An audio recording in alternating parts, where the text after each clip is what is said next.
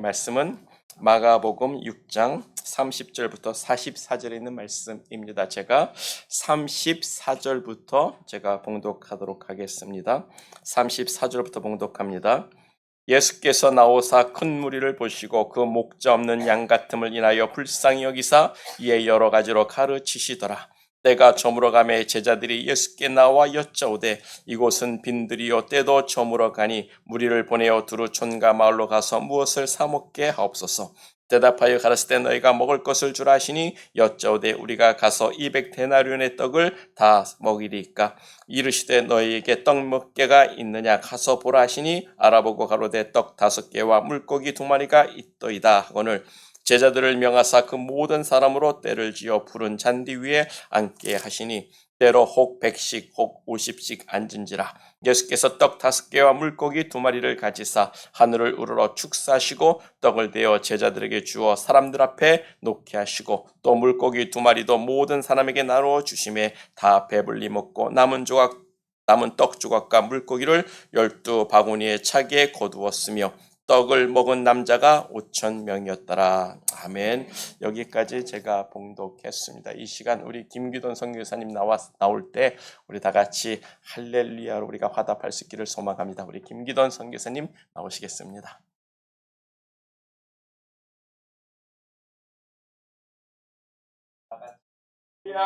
할렐루야.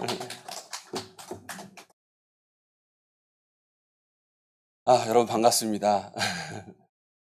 볼사리카에 사역하고 있는 김기돈 선교사입니다. 정말 이 교회를 꼭 와보고 싶었습니다. 아멘.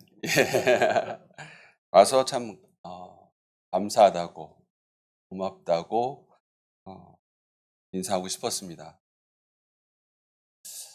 하나님께서도 그런 기회를 주셔서 오늘 이 자리에 또 이 귀한 강단에서 여러분과 함께 하나님의 말씀을 나누게 되었습니다.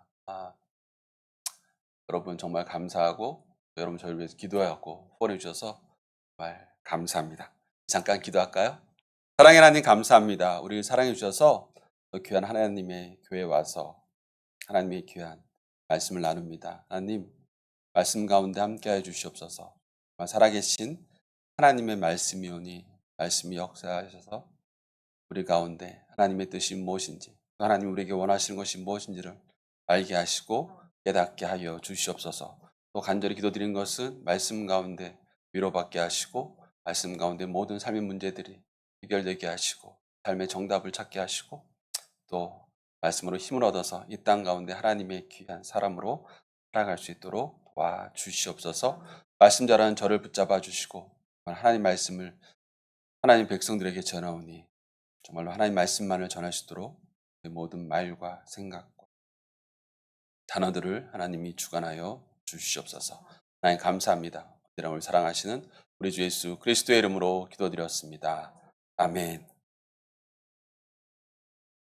저희가 궁금하시죠? 제 콜사리카에서 무슨 사역을 어떻게 하나 궁금하실 텐데요. 저희가 간단하게 2024년, 2025년 저희 사역들 한번 짧게 준비해 봤습니다. 여러분 한번 보셨으면 좋겠습니다.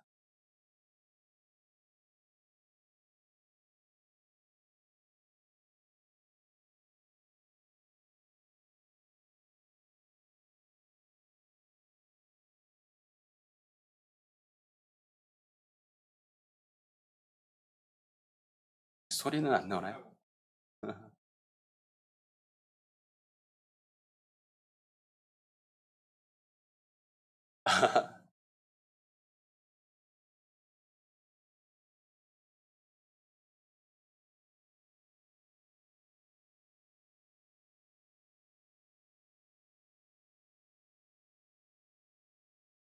나머지 게 궁금하시죠? 궁금하시면 이따가 오후 때 준비됐나요? 안 됐으면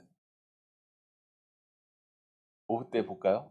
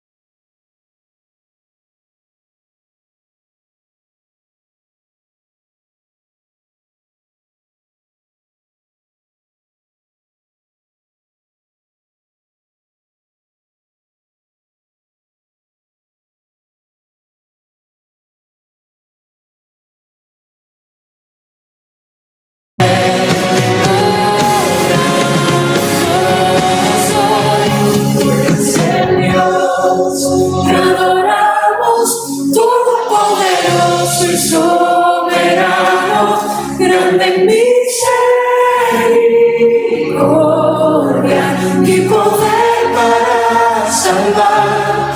Tú eres el Dios que adoramos, quien derrotó la muerte y el pecado, glorioso Redentor y Rey, te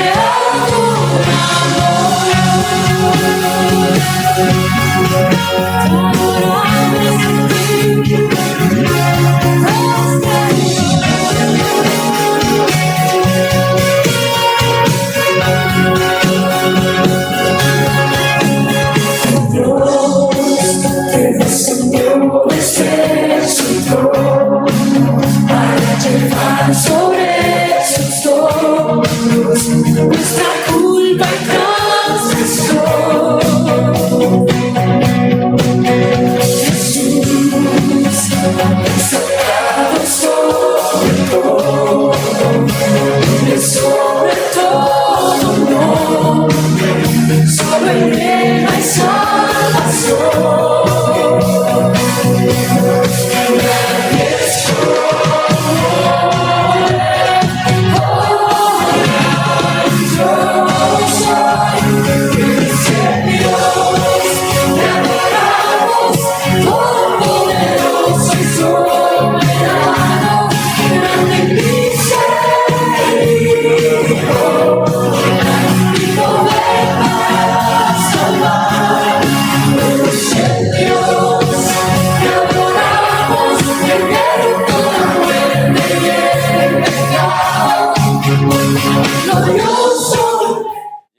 감사합니다. 자세한 사역 내용은 저 이따가 친교 후에 여러분들께 보고하도록 하겠습니다. 우리 함께 말씀 볼까요? 오늘 제목이 뭐죠? 예수님과 함께 빈들에 있을 때입니다. 마가복음 6장 30절부터 44절까지는 우리가 너무나도 잘 알고 있는 오병이어 기적에 관한 이야기입니다. 오병이어 기적은 떡 5개와 물고기 2마리로 예수님께서 남자면 5,000명, 아이들과 또 여자까지 포함하면 더 많은 사람들을 예수님이 먹이신 사건입니다. 근데 이 사건을 자세히 보다 보면 우리는 세 부류의 사람들을 발견할 수 있습니다. 첫 번째는 무리들이고요. 두 번째는 예수님의 제자들입니다. 그리고 마지막은 예수님입니다. 오늘 마가복음 6장 30절부터 44절까지 말씀을 통하여서 예수님이 행하신 오병이어의 기적의 뜻과 또 세 무리의 사람들을 통하여서 하나님께서 우리 각 사람에게 원하시는 것이 무엇인지를 여러분과 이 아침에 함께 나누고자 합니다.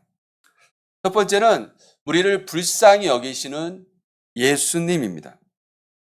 30절부터 첫 번째 보면 30절 보면 사도들이 예수께서 모여 자기들이 한 것을 가르친 것을 낱낱이 고하니 31절 이르시되 너희는 따로 한적한 곳에 가서 잠깐 쉬어라 하시니 이는 오고 가는 사람이 많아 음식 먹을 겨를도 없습니다. 이에 배를 타고 따로 한적한 곳에 갈새 그들이 가는 것을 보고 많은 사람들이 그들인 줄 알고 모든 골로부터 도보로 그곳에 달려와 그들보다 먼저 갔더라라고 이야기하고 있습니다. 예수님의 제자들이 예수님과 함께 있을 때 너무 바빠서 밥 먹을 틈도 없었습니다. 그래서 그들을 예수님과 제자들이 다른 곳으로 갈 때 사람들이 예수님과 제자들이 이동하는 것을 보고 따라옵니다. 그들을 쫓아옵니다. 근데 성경 보면 재미있는 표현이 나옵니다. 그들이 그곳을 예수님과 제자들을 따라올 때, 쫓아올 때 그냥 오지 않고 달려왔다고 말하고 있습니다. 여러분은 어느 곳을 향해 뛰어서, 달려서 간 적이 있으신가요? 왜 그곳을 향해 뛰어갔을까요? 오늘 보면 왜 많은 사람들은, 무리들은 예수님이 있는 곳을 향해서 달려갔을까요? 아마 그들에게는 예수님을 만나야 될, 예수님을 보아야 될 분명한 이유가 있을 것입니다. 우리는 이것을 간절함이라고 말할 수 있습니다. 그들은 예수님을 만나야 될 간절함이 있었습니다. 많은 사람들은 이미 예수님에 관한 이야기를 들었을 것입니다. 또한 6장 7절부터 13절을 보면 제자들이 이 예수님 말씀을 전하고 귀신도 쫓아내고 병을 고쳤다는 것을 아마 사람들은 이미 알고 있었습니다. 그래서 사람들은 예수님과 제자들이 있는 곳에 달려가 그들의 문제들을, 그들의 간절함을 호소하고 해결하기를 원했을 것입니다. 그래서 여기서의 달려가는 것은 단순히 뛰어가는 것이 아니라 그들의 간절한 마음을, 예수님을 만나기를 원하는 그들의 간절한 마음을 표현하고 있습니다. 왜냐하면 예수님만이 그들의 문제를 해결해 줄 수 있기 때문입니다. 예수님만이 그들의 부족함을 채워줄 수 있기 때문입니다. 오늘 아침 여러분 이 교회 나올 때 어떠한 마음으로 오셨나요? 물론 달려 나오진 않았겠죠. 그러나 그 많은 사람들이 예수님을 만나기 위해 간절함으로 달려갔던 그 마음으로 여러분은 이 자리에 오셨나요? 여러분은 이 자리에서 예수님을 만나기를 얼마큼 사모하며 간절한 마음을 가지고 계신가요? 이 자리가 주님을 만나기를 사모하며 간절함으로 달려오는 사람들의 귀한 모임이 되기를 주님의 이름으로 축원합니다. 예수님이 간절함으로 달려온 사람들을 향해서 어떻게 바라보셨을까요? 예수님은 간절한 마음으로 달려오는 우리를 어떻게 바라보실까요? 34절 말씀 보면 예수께서 나오사 큰 무리를 보시고 그 목자 없는 양 같음을 인하여 불쌍히 여기사 이에 여러 가지로 가르치셨다고 말하고 있습니다. 예수님이 그 사람들을 바라보면서 가졌던 마음은 무엇일까요? 불쌍한 마음. 불쌍히 여기셨다는 것입니다. 여기서 불쌍하다는 것을 좀 더 보면 이것은 마치 창자가 끊어지듯 한 강한 사랑의 마음, 강한 감정의 마음을 가지고 있었다는 것입니다. 그리고 이것은 단지 감정적으로 너무 아파, 창자가 끊어질 듯한 그 강함을 표현한 것뿐만 아니라 그 감정은, 그 강한 사랑은 그들을 향한, 그들의 필요를 채우고자 하는 행동으로 이어져 나갔다는 것입니다. 우리가 하나님을 찾아갈 때, 간절한 마음으로 예수님을 찾으러 갈 때 예수님은 우리를 어떻게 바라보실까요? 예수님은 우리를 불쌍히 여기실 것입니다. 그것은 마치 우리가 가난해서 없어서 그렇게 불쌍한 것이 아니라 우리를 향한 하나님의 그 큰 사랑의 마음을 나타내고 있습니다. 우리를 향한 그 예수님의 사랑의 마음이 오늘 이 아침 우리를 향한 하나님의 마음임을 여러분 믿으시기 바랍니다. 왜 예수님은 그들을 불쌍히 여기셨을까요? 34절 보면 그 이유를 같이 설명하고 있습니다. 큰 무리를 보시고 그 목자 없는 양 같음을 인하여 불쌍히 여겼다고 이야기하고 있습니다. 그 무리들은 마치 목자 없는 양 같은 사람들이었습니다. 목자와 양은 성경에서 자주 나오는 비유입니다. 이것은 이스라엘 사람들에게 있어서는 너무나도 익숙한 표현입니다. 왜냐하면 많은 이스라엘 사람들이 양을 키우고 있었기 때문입니다. 그렇기 때문에 이스라엘 사람들에게 목자와 양에 관한 관계는, 또 비유는 너무나도 그들 삶에 익숙한 표현이고 이야기입니다. 우리가 잘 아는 것처럼 시편 23편 1절 말씀은 어떻게 되죠? 여호와는 나의 목자시니. 이스라엘 사람들에게 여호와는 나의 목자시라는 표현은 뒷부분을 이야기하지 않아도 자동적으로 우리는 여호와 하나님의 양이라는 말로 이어지게 되어 있습니다. 이런 문화 속에서 목자 없는 양은 정말로 불쌍한 사람들에 대한, 불쌍한 무리들에 대한 표현인 것입니다. 왜냐하면 목자 없는 양은 그들을 돌보고 보호할 사람이 없다는 것입니다. 유대 지역은 그냥 넓은 푸른 들판이 아닙니다.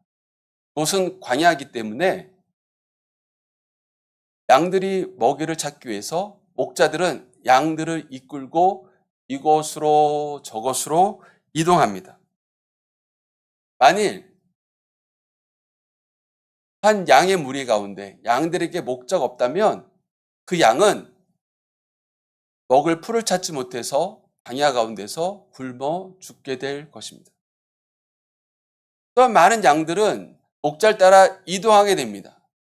이 이동 가운데 그들은 사나운 짐승의 공격을 받을 확률이 되게 높습니다. 우리가 잘 아는 것처럼 양들은 그들 자신을 지킬 만한 강력한 무기가 없습니다. 양들에게는 사나운 이빨도 강한 발톱도 뿔도 없습니다. 그러기에 목자가 늘 양들 곁에서 그들을 지켜주어야 했습니다. 그러기에 이스라엘 사람들에게 있어서 목자 없는 양은 너무나도 불안하고 불안전하고 위험 가운데 놓여 있는 불쌍한 존재입니다. 다시 말해서 예수님께서 그 무리를 봤을 때 그들은 목자 없는 양 같은 불안하고 불안전하고 위험 가운데 놓여 있는 사람들이었습니다.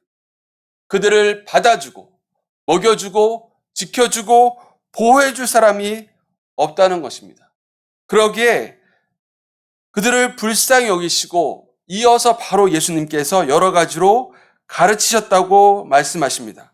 그들에게 필요한 영의 양식을 채워주십니다. 영의 양식을 공급해 주십니다. 뿐만 아니라 우리가 곧 보게 될 오병이어의 기적을 통해서 그들에게 필요한 육의 양식을 예수님은 채워주십니다.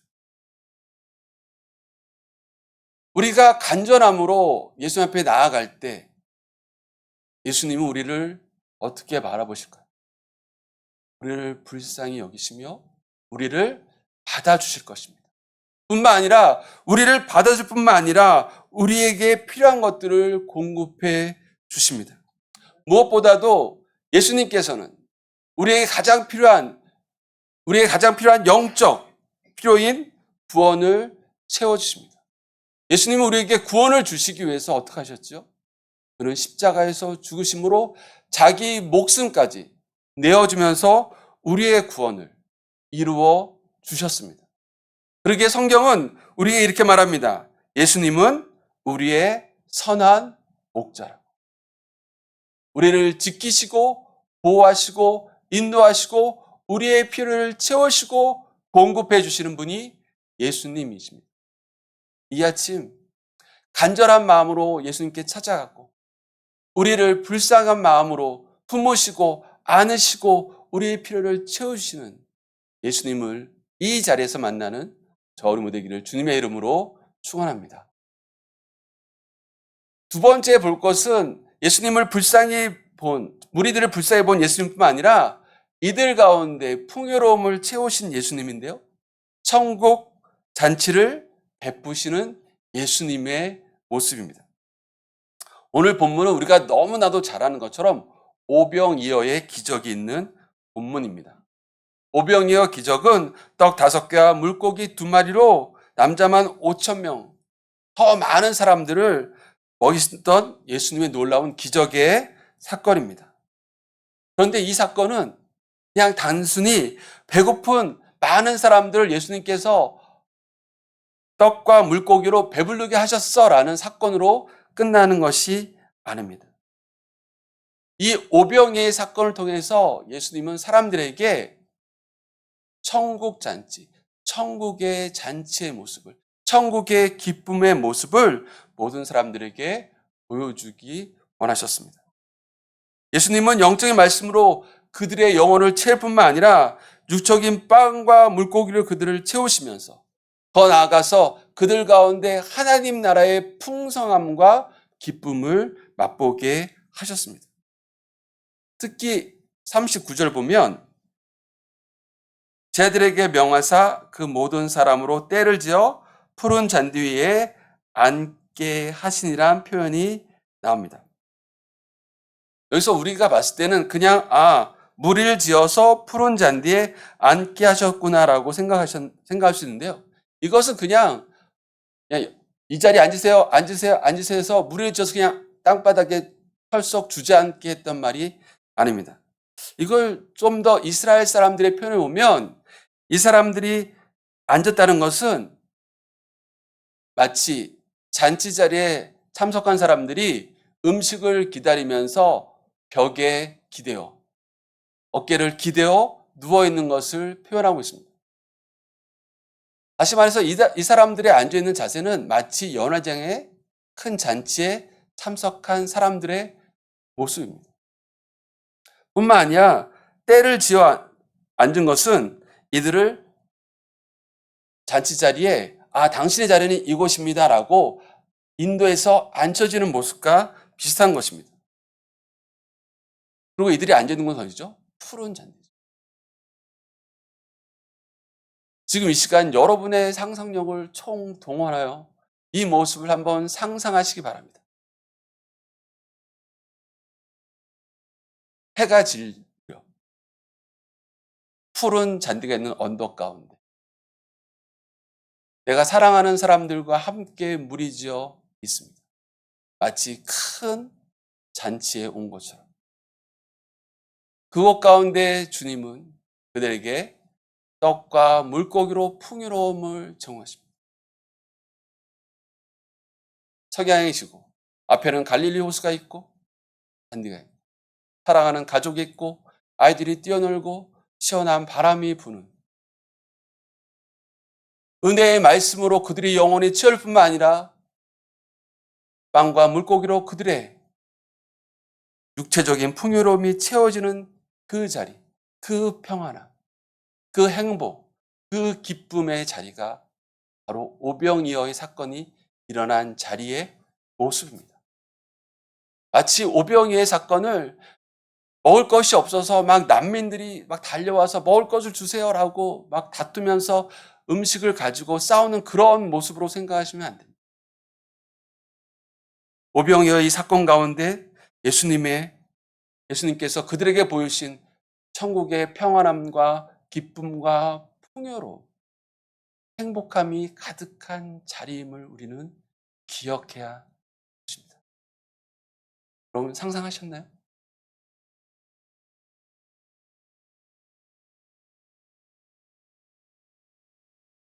예수님은 빵과 물고기를 가지고 하늘 향해 기도하시고 축사하시고 그것을 나눠주면서 하늘로부터 놀라운 기쁨을 그들에게 나누십니다.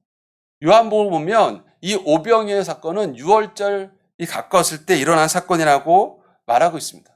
여러분 유월절 사건이 뭐죠? 유월절은 이스라엘 백성들의 출애굽할 때 일어난 가장 중요한 사건입니다.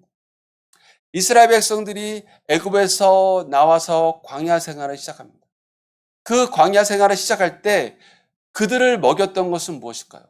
바로 하늘에서 하나님이 공급해 주신 만나였습니다. 오병이어의 사건은 이 만나 사건과 아주 긴밀하게 연결됩니다.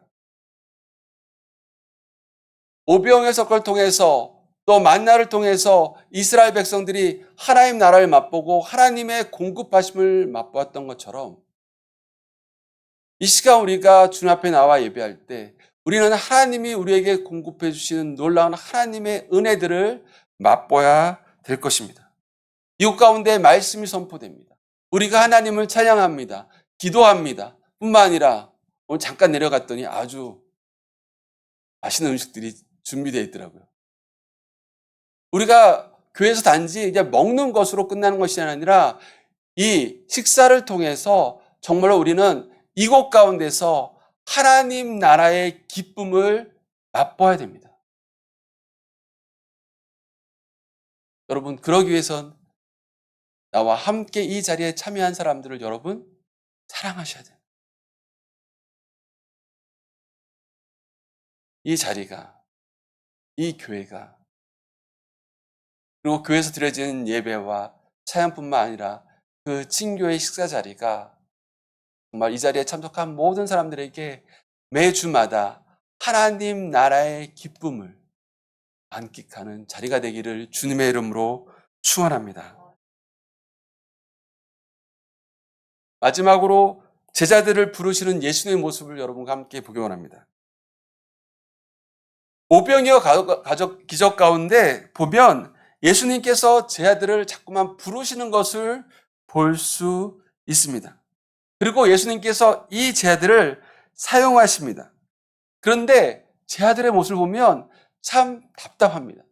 예수님의 부르심에 제대로 반응하지 못하고 있습니다. 처음에 예수님께서 제자들에게 너희가 먹을 것을 이 사람들에게 주라고 이야기합니다. 이 이야기를 들었을 때 제자들의 반응은 황당함, 당황스러움이었을 것입니다. 그리고 이렇게 말합니다. 우리에게는 200데나리온, 200일치의 품삯으로 이 빵을 살 만한 돈이 없습니다라고 이야기합니다. 예수님이 말합니다. 너희에게 가진 것이 무엇이냐라고 말합니다. 그들은 그때서야 그들에게 있는 떡 5개와 물고기 2마리가 있음을 이야기합니다. 그런데 사실 이것도 우리가 잘 아는 것처럼 제자될 것이 아닙니다. 요한복음을 보면 한 아이의 것입니다. 예수님께서는 제 아들을 사용하십니다. 그러나 제 아들은 그들 스스로 그들이 갖고 있는 것으로 사람들에게 줄 것이 아무것도 없었습니다. 그런데 놀라운 것은 예수님께서 제 아들에게 사람들에게 떡과 물고기를 주면서 그들에게 풍성함을 만들게 하셨다는 것입니다. 41절을 보면 예수께서 떡 5개와 물고기 2마리를 가지사 하늘을 우러러 축사하시고 떡을 떼어 제자들에게 주어 사람들에게 나누어 주게 하시고 또 물고기 2마리도 모든 사람에게 나누신다고 이야기하고 있습니다.